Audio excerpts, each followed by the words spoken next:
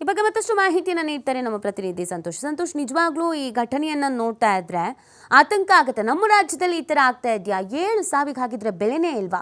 ಒಂದು FIR ಆಗಿದ ತಕ್ಷಣ ಎಲ್ಲಾನು ಕ್ಲೋಸ್ ಆಗುತ್ತೆ ಅಂತಂದ್ರೆ ಯಾರನ್ನು ತನಿಖೆಗೆ ಒಳಪಡಿಸಲ್ವಾ? ಏನೇನು ಅನುಮಾನ ವ್ಯಕ್ತವಾಗ್ತಾ ಇದೆ ಸಂತೋಷ್ ಈ ಪ್ರಕರಣದಲ್ಲಿ? ನಿತಿ ಇಡೀ ಪ್ರಕರಣನ ನೋಡ್ತಾ ಹೋದ್ರೆ ಎಲ್ಲಾ ಹಂತದಲ್ಲೂ ಕೂಡ ಇದ್ರಲ್ಲಿ ಸಾಕಷ್ಟು ಸಸ್ಪಿಷಿಯಸ್ಗಳಿರುವಂತದ್ದು, ಅನುಮಾನಗಳು ಹೆಚ್ಚಾಗಿ ಕಾಡ್ತಾ ಇದೆ. 7 ಜನ ಮೃತಪಟ್ಟಿರುವಂತದ್ದು ಇಲ್ಲಿಗೆ ಆಲ್ಮೋಸ್ಟ್ ಸುಮಾರು 15 ದಿನಗಳು ಕಳೀತಾ ಬಂದಿದೆ. ಆದ್ರೆ ಪೊಲೀಸರು ಒಬ್ಬ ವ್ಯಕ್ತಿಯನ್ನಾಗಲೂ ಒಬ್ಬ ಆರೋಪಿತನಾಗಿ ಬಂಧನವನ್ನು ಮಾಡಿಲ್ಲ. ಸೊ ಈ ಕೂಲಿ ಕಾರ್ಮಿಕರು ವೆಸ್ಟ್ ಬೆಂಗಾಲ್ನಿಂದ ಏನ್ ಬರ್ತಾರೆ, ಇವರು ರಾಮನಗರದ ಬಿಡದಿಯಲ್ಲಿ ಬರುವಂತಹ ಒಂದು ಭೀಮನಹಳ್ಳಿ ಗ್ರಾಮ ಏನಿದೆ, ಅಲ್ಲಿ ಎಲಿಗೆನ್ಸಿ ಲೇಔಟ್ ಅಂತ ಹೇಳಿ ಒಂದು ವಿಲ್ಲಾಗ ಪ್ರಾಜೆಕ್ಟ್ ನಡೀತಾ ಇದೆ. ಏನು ಗುರುಪುನ್ವಾನಿ ಏನಿದೆ, ಗುರುಪುನ್ವಾನಿಯ ಕಂಪನಿಗೆ ಸಂಬಂಧಪಟ್ಟಾಗ ಅವರು ಮತ್ತು ಮಾಲೀಕರು ಏನಿದ್ರು, ಭೂ ಮಾಲೀಕರು ಶಿವಣ್ಣ ಅಂತ ಹೇಳಿ ಅವರು ನಡುವೆ ನಡೀತಾ ಇರುವಂತ ಈ ಪ್ರಾಜೆಕ್ಟ್ ಮಾಡುವಂತ ಸಂದರ್ಭದಲ್ಲಿ ಅಲ್ಲಿ ಕೆಲಸಕ್ಕೆ ಕರ್ಕೊಂಡ್ ಬರುವಂತ ಏನು ಕೂಲಿ ಕಾರ್ಮಿಕರು ಇರ್ತಾರೆ, ಅವರು 7 ಜನ ಏಕಾಏಕಿಯಾಗಿ ತಡರಾತ್ರಿಯಿಂದ 7ನೇ ತಾರೀಕು ಇದೇ ತಿಂಗಳು ಎಲ್ಲ ಅನುಮಾನಾಸ್ಪದವಾಗಿ ಬೆಂಕಿಯಿಂದ ಸುಟ್ಟು ಕರಕಲಾಗಿರ್ತಾರೆ. ತಕ್ಷಣ ಕೆಲವರು ಏನಿರ್ತಾರೆ ಅವರೆಲ್ಲರನ್ನು ಕೂಡ ಆಸ್ಪತ್ರೆಗೆ ತೆಗೆದುಕೊಂಡು ಹೋಗಿ ಅಲ್ಲಿ ಸ್ಥಳೀಯರು ಮತ್ತು ಅಲ್ಲಿ ಕೆಲಸ ಮಾಡ್ತಿದ್ದ ಇತರ ಕೂಲಿ ಕಾರ್ಮಿಕರ ಸಹಾಯದಿಂದ ಆಸ್ಪತ್ರೆಗೆ ದಾಖಲು ಮಾಡಲಾಗುತ್ತೆ. ಆದ್ರೆ 7 ಜನರಲ್ಲಿ ಯಾರೊಬ್ರು ಕೂಡ ಒಬ್ರು ಏನು ಬದುಕು ಉಳಿಯೋದಿಲ್ಲ. ಎಲ್ಲರೂ ಕೂಡ ಏನು ಸುಟ್ಟು ಗಾಯಗಳಿಂದ ವಿಕ್ಟೋರಿಯಾ ಆಸ್ಪತ್ರೆಯಲ್ಲಿ ಮೃತಪಡ್ತಾರೆ ಅನ್ನೋ ಮಾಹಿತಿಗಳು ಲಭ್ಯವಾಗಿರುವಂತದ್ದು. ಇನ್ನ ಆ ಶೆಡ್ ಅನ್ನ ಏನ್ ನಿರ್ಮಾಣವನ್ನ ಮಾಡಿಕೊಟ್ಟಿದ್ರು, ಆ ಶೆಡ್ ಸ್ವಲ್ಪವೂ ಏನಾಗಿಲ್ಲ. ಅಂದ್ರೆ ಈ ರೀತಿಯಾಗಿ ಬೆಂಕಿ ಹೊತ್ಕೊಂಡು ಉರ್ಲಿಕ್ಕೆ ಕಾರಣ ಏನು ಅಂತ ನೋಡ್ತಾ ಹೋದಾಗ ಇಲ್ಲಿ 10 ಅನುಮಾನಗಳು ಮೂಡುವಂಥದ್ದು. ಒಂದು ವೇಳೆ ಸಿಲಿಂಡರ್ ಇತ್ತು, ಸಿಲಿಂಡರ್ ಬ್ಲಾಸ್ಟ್ ಆಯ್ತು ಅಂದ್ರೆ ಸಂಪೂರ್ಣವಾಗಿ ಏನು ಅದು ಒಂದು ಇಟ್ಟಿಗೆಗಳಿಂದ ಮತ್ತು ಮೇಲ್ಗಡೆ ಶೀಟ್ ಹಾಕಿ ಮಾಡಿರುವಂತಹ ಒಂದು ಶೆಡ್, ಅದು ಮನೆ ಕಟ್ಟಡಗಳೇ ಉರುಳು ಹೋಗ್ತವೆ ಸಿಲಿಂಡರ್ ಬ್ಲಾಸ್ಟ್ ಆದಾಗ. ಈ ಶೆಡ್ಗೆ ಏನು ಆಗಿಲ್ವಾ ಅನ್ನೋದು ಒಂದು ಕಡೆ. ಮತ್ತೊಂದು ಕಡೆ ಏನೋ ಶಾರ್ಟ್ ಸರ್ಕ್ಯೂಟ್ ಆಯ್ತಾ ಅನ್ನೋದು ಒಂದು ಅನುಮಾನಗಳಿತ್ತು. ಶಾರ್ಟ್ ಸರ್ಕ್ಯೂಟ್ ಆದ್ರೆ ಆ ಶೆಡ್ಗೆ ಅನುಮತಿ ಪಡ್ಕೊಂಡಿವ್ರು ಏನಾದ್ರು ಪವರ್ ಅನ್ನ ಮಾಡ್ಕೊಂಡಿದ್ರ ಅಂತ ಅನುಮಾನಗಳಿರುವಂತದ್ದು. ಇನ್ನು ಇದಕ್ಕೆ ಸಂಬಂಧಪಟ್ಟ ಹಾಗೆ FIR ಅನ್ನ ಮಾಡಿರುವಂತ ಬಿಡದಿ ಪೊಲೀಸರು 4-5 ಜನ ಆರೋಪಿಗಳನ್ನಾಗಿ ಮಾಡಿರುವಂತದ್ದು. ಒಂದು ಅದರ ಲೇಬರ್ ಶೆಡ್ ಮಾಲೀಕ ಏನಿದ್ದ ಆತ ಇರ್ಬೋದು, ಅದರ ಲೇಬರ್ ಕಾಂಟ್ರಾಕ್ಟ್ ಇರ್ಬೋದು. ಸೊ ಅದ್ರ ಜೊತೆಗೆ ಎಲಿಗೆನ್ಸಿ ಲೇಔಟ್ ಏನಿದೆ ಅದರ ಲ್ಯಾಂಡ್ ಓನರ್ ಮತ್ತು ಎಲಿಗೆನ್ಸಿ ಪ್ರಾಜೆಕ್ಟ್ ಮಾಡ್ತಾ ಇರುವಂತ ಗುರುಪುನ್ವಾನಿ ಏನಿದೆ, ಆ ಗುರುಪುನ್ವಾನಿ ವಿರುದ್ಧ ಕಂಪ್ಲೇಂಟ್ ಮಾಡಿರುವಂತ. ಆದ್ರೆ ಎಲ್ಲೂ ಕೂಡ ಆ ಕಂಪನಿಯ ಹೆಸರಾಗ್ಲಿ ಇಲ್ಲ ಲ್ಯಾಂಡ್ ನ ಓನರ್ ಆಗ್ಲಿ ಕಂಪನಿಯ ಡೈರೆಕ್ಟರ್ ಗಳ ಹೆಸರಾಗಿ ಪೊಲೀಸರು ಎಲ್ಲೂ ಕೂಡ ತಂದಿಲ್ಲ. ಅದ್ರ ಜೊತೆಗೆ 15 ದಿನಗಳು ಕಳೆದ್ರು ಕೂಡ ಒಬ್ಬ ವ್ಯಕ್ತಿಯನ್ನ ಇವರು ಬಂಧನ ಮಾಡಿಲ್ಲ. ಅಂದ್ರೆ ಹಣ ಇದ್ರೆ ಸಾಕು ಏನ್ ಬೇಕಾದ್ರೂ ಆಗತ್ತೆ ಅನ್ನೋಕೆ ಇದೊಂದು ಉತ್ತಮ ಉದಾಹರಣೆ ಅಂತ ಹೇಳಿದ್ರೆ ತಪ್ಪಾಗ್ಲಿಕ್ಕಿಲ್ಲ. ಯಾಕಂದ್ರೆ 7 ಜನ ಮೃತಪಟ್ಟಿರುವಂತದ್ದು, 7 ಜನರ ಸಾವಿಗೆ ಹಂಗಾರೆ ನ್ಯಾಯ ಯಾವ ರೀತಿಯಾಗಿ ಕೊಡ್ತಾರೆ ಪೊಲೀಸರು ಅಂತ ಇಲ್ಲಿ ಅನುಮಾನಗಳಿರುವಂತದ್ದು. ಯಾಕಂತ ಹೇಳಿ 7 ಜನ ಸತ್ರು, ಇದಕ್ಕೆ ಹೊಣೆ ಯಾರು ಇಲ್ವಾ?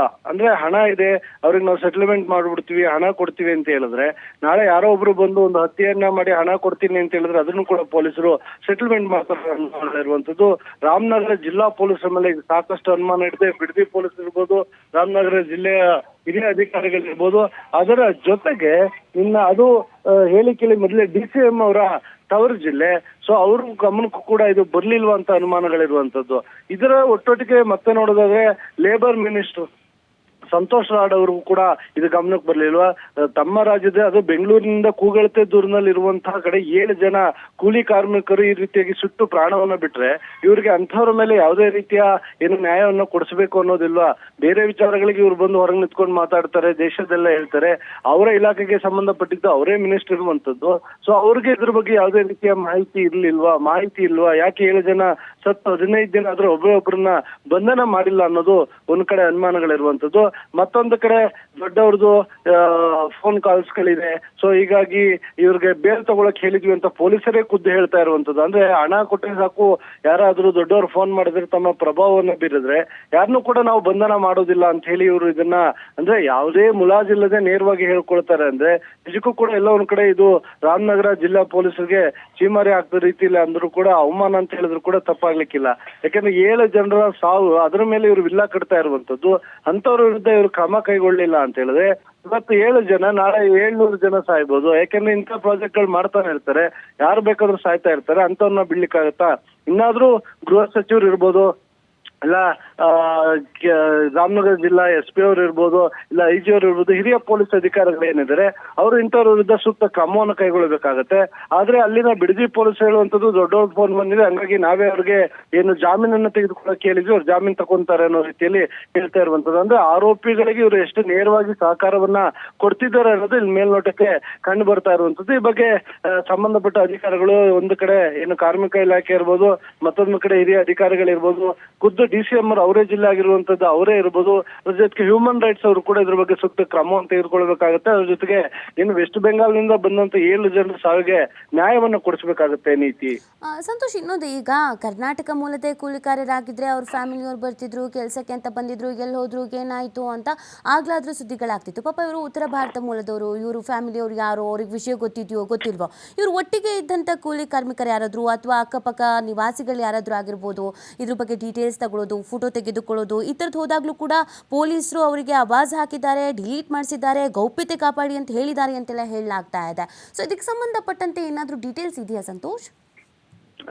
ಖಂಡಿತವಾಗಿಯೂ ನೀತಿ ಏನಂತ ಹೇಳಿದ್ರೆ, ಎಲ್ಲ ಒಂದ್ ಕಡೆ ಪೊಲೀಸರಿಗೆ ಇದೇ ಪ್ಲಸ್ ಪಾಯಿಂಟ್. ಅಂದ್ರೆ ಸ್ಥಳೀಯ ರಾಜ್ಯದ ಇಲ್ಲ ಅಲ್ಲೇ ಬೆಂಗಳೂರಿನ ರಾಮನಗರದವರು ಅಕ್ಕಪಕ್ಕದ ಜಿಲ್ಲೆಯವರಾಗಿದ್ರೆ ಅವರ ಕುಟುಂಬಸ್ಥರು ಇಲ್ಲ ಅಲ್ಲಿನ ಸ್ಥಳೀಯ ನಾಯಕರು ಯಾರೋ ಬಂದು ಅದನ್ನ ಪ್ರಶ್ನೆಯನ್ನ ಮಾಡ್ತಾ ಇದ್ರು. ಆದ್ರೆ ಇಲ್ಲಿ ಯಾರು ಕೂಡ ಪ್ರಶ್ನೆಯನ್ನ ಮಾಡ್ಲಿಕ್ಕೆ ಸಾಧ್ಯ ಇಲ್ಲ, ಯಾಕಂತ ಹೇಳಿದ್ರೆ ಯಾರಿಗೂ ಪರಿಚಯ ಇರೋದಿಲ್ಲ.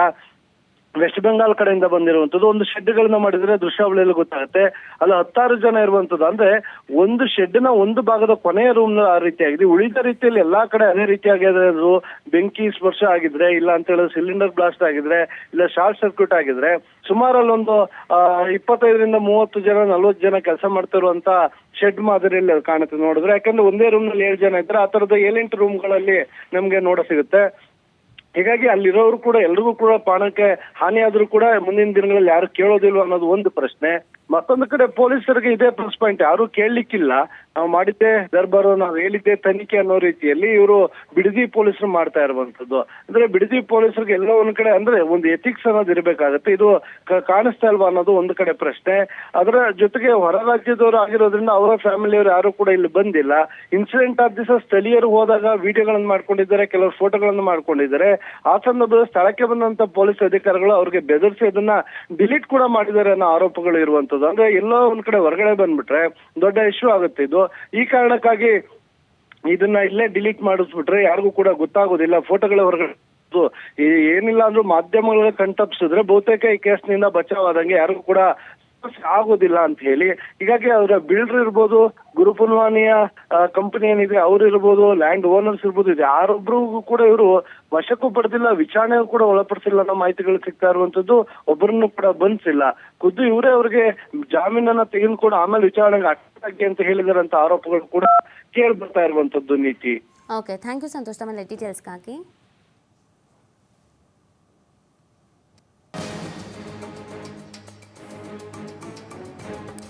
ಎಸ್ ನೋಡಿ, ನಿಜವಾಗ್ಲೂ ಕೂಡ ಈ ಥರದೊಂದು ಭಯಾನಕ ಘಟನೆಗಳು ನಮ್ಮ ರಾಜ್ಯದಲ್ಲೇ ನಡೆದಿದೆ ಅಂತಂದಾಗ ಆಶ್ಚರ್ಯ ಆಗತ್ತೆ.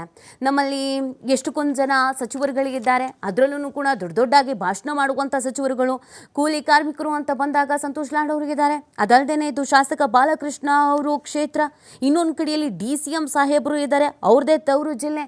ಇಷ್ಟು ದೊಡ್ಡದೊಂದು ದುರಂತ ಸಂಭವಿಸಿದೆ, 7 ಸಾವಾಗಿದೆ. ಆ 7 ಸಾವಿನ ಮೇಲೆ ಸಮಾಧಿ ಕಟ್ಟಿ ವಿಳ್ಳ ಕಟ್ಟುವುದಕ್ಕೆ ಅಂತ ಮುಂದಾಗಿದ್ದಾರೆ.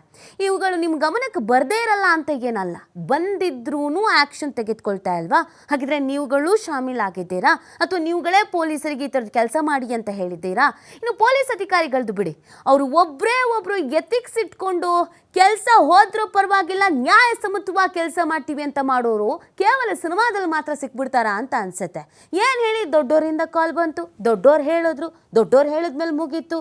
ನೀವೇ ಜಾಮೀನು ತೆಗೆದುಕೊಳ್ಳಿ ಅಂತ ಹೇಳೋ ಹಂತದವರೆಗೂ ಬಂದು ನಿಂತಿದ್ದೀರಾ ಅಂತ ಅಂದರೆ ಪೊಲೀಸ್ ಇಲಾಖೆ ಇನ್ನು ಎಷ್ಟರ ಮಟ್ಟಿಗೆ ಆ್ಯಕ್ಟಿವ್ ಆಗಿದೆ ಅನ್ನೋದನ್ನು ಇಲ್ಲಿ ಗಮನಿಸಬೇಕಾಗತ್ತೆ. ಬೇರೆ ಕಡೆಯಿಂದ ಜೀವನ ಕಟ್ಕೊಳ್ಳೋಕೆ ಅಂತ ಬಂದವರು ಸಮಾಧಿ ಮೇಲೆ ನೀವು ಇನ್ನೇನು ಮಾಡ್ಲಿಕ್ಕೆ ಸಾಧ್ಯ ಆಗತ್ತೆ? ನೋಡಿ, ಅಲ್ಲಿದ್ದಂಥ ಬೇರೆ ಕೂಲಿ ಕಾರ್ಮಿಕರು, ಒಟ್ಟು 20ರಿಂದ 30 ಕೂಲಿ ಕಾರ್ಮಿಕರು ಕೆಲಸ ಮಾಡ್ತಾ ಇದ್ರಂತೆ. 7 ಜನ ಇದರಲ್ಲಿ ಸಾವನ್ನಪ್ಪಿದ್ದಾರೆ. ಕೆಲವರು ಭಯಭೀತರಾಗಿದ್ದಾರೆ, ಆತಂಕಕ್ಕೊಳಗಾಗಿದ್ದಾರೆ, ಕೆಲವರು ಫೋಟೋ ತೆಗೆದಿದ್ದಾರಂತೆ. ಅದನ್ನ ಡಿಲೀಟ್ ಮಾಡಿ ಅಂತ ಧಮಕಿ ಹಾಕಿ ಡಿಲೀಟ್ ಮಾಡಿಸಿದ್ದಾರೆ ಪೊಲೀಸ್ ಅಧಿಕಾರಿಗಳು. ಅಂತಂದ್ರೆ ಇವ್ರು ಯಾರೋ ದುಡ್ಡಿರೋರ ಮನೆ ಚಾಕ್ರಿ ಮಾಡ್ತಾ ಇರೋದಲ್ವಾ? ಯಾರೋ ರಾಜಕೀಯ ವ್ಯಕ್ತಿಗಳು ಹೇಳೋ ಕೆಲಸ ಮಾಡ್ತಾ ಇರೋದಲ್ವಾ? ಇದಕ್ಕೆ ಅಲ್ವಾ ಪೊಲೀಸರು ಅಂತಂದ್ರೆ ಮರ್ಯಾದೆ ಕೊಡದೇ ಇರೋದು ನಮ್ಮ ಜನ. ಇದನ್ನೇ ಓದ್ಕೊಂಡು ಬಂದಿರ್ತೀರಾ ನೀವು, ಅಥವಾ ಇದೇ ಇದರಲ್ಲಿ ನೀವು ಕೆಲಸವನ್ನ ಆಯ್ಕೆ ಮಾಡ್ಕೊಂಡಿರ್ತೀರಾ? 7 ಜನ ಸಾವನ್ನಪ್ಪಿದ್ದಾರೆ ಅಂದಮೇಲೆ ಆ ಸಾವಿಗೆ ತನಿಖೆ ಆಗಬೇಕಲ್ವಾ?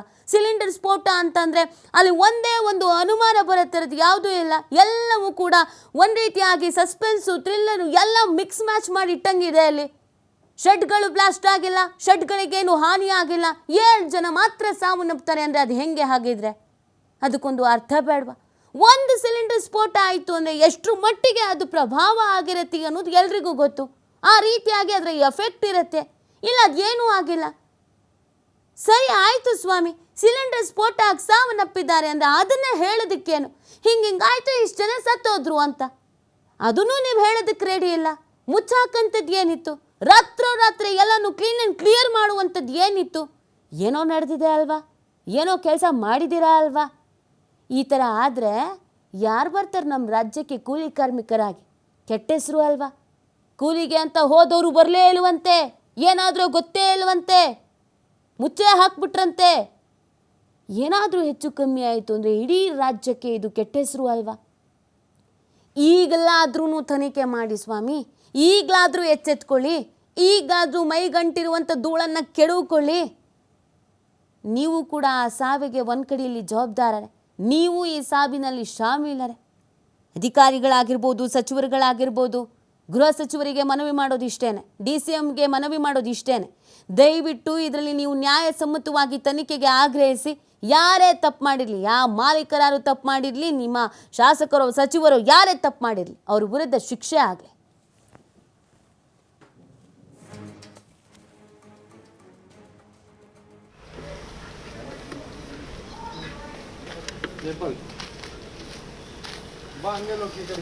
ಬರ್ತೀವಿ.